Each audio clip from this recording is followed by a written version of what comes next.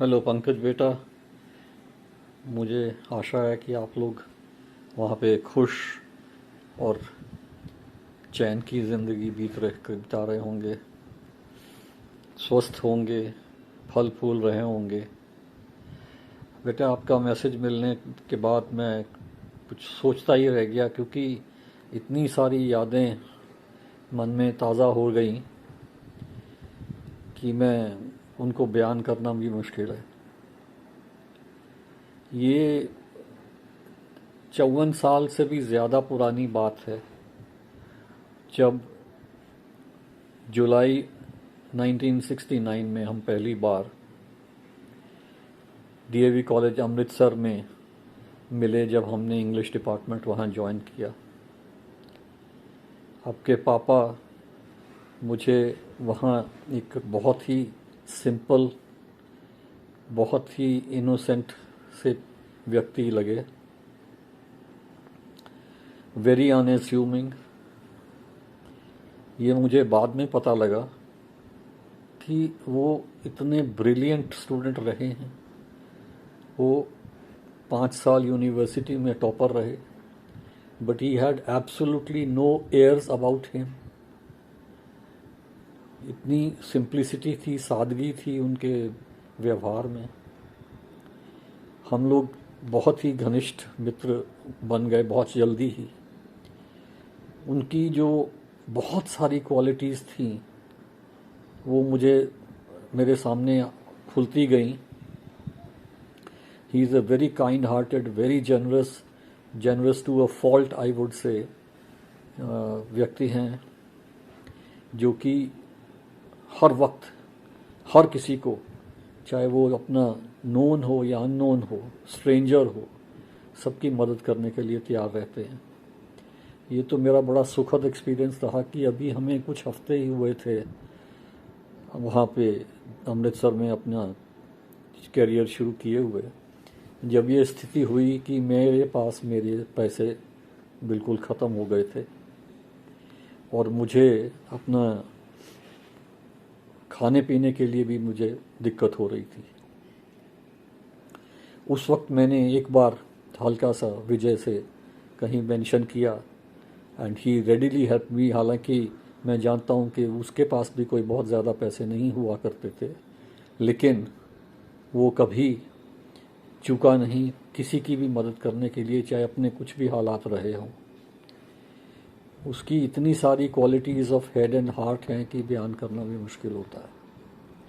हम वहाँ जो इकट्ठे हुए तो हमारी इतनी आपस में प्यार बन गया कि हम तीन, आपके पापा, सरदारी लाल अंकल और मैं, हमने मिल के एक ही फ्लैट लिया मुनीम हलवाई के पीछे लॉरेंस रोड पे, और हम वहाँ इकट्ठे रहते थे।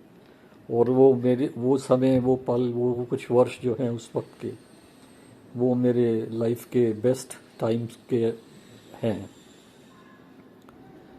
उसके बाद मुझे वो भी दिन याद आता है, मेरे ख्याल में वो 28 या 29 नवंबर था 1970 का, जब हम तीनों मिलके सुबह जल्दी उठ के जालंधर गए थे, जब हमने स्टेट बैंक का रिटन एग्जामिनेशन पीओज का दिया था।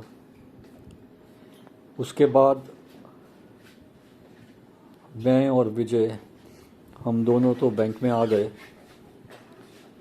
और बैंक में भी रहते हुए हमारी यही बार बार कोशिश रही कि हम जैसे कैसे भी इकट्ठे पोस्टिंग्स ले पाएँ। हमारी अम्बाला सिटी की मेरी 3rd ब्रांच थी, विजय की 2nd थी। हम लोग वहाँ भी ड्यूरिंग प्रोबेशन रहे इकट्ठे।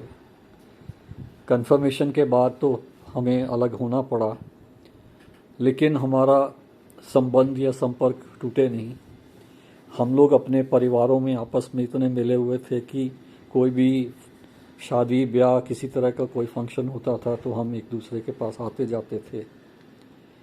इसी तरह मुझे याद है, जब मैं पहली बार दीनानगर आया था तुम्हारे पापा की शादी में, वो शायद मार्च 76 की बात होगी, मैंने दीनानगर देखा। मेरे ख्याल में बहुत कम दोस्त ऐसे हैं जिन्होंने जो दीनानगर भी गए हुए हों, और उनमें से मैं एक हूँ।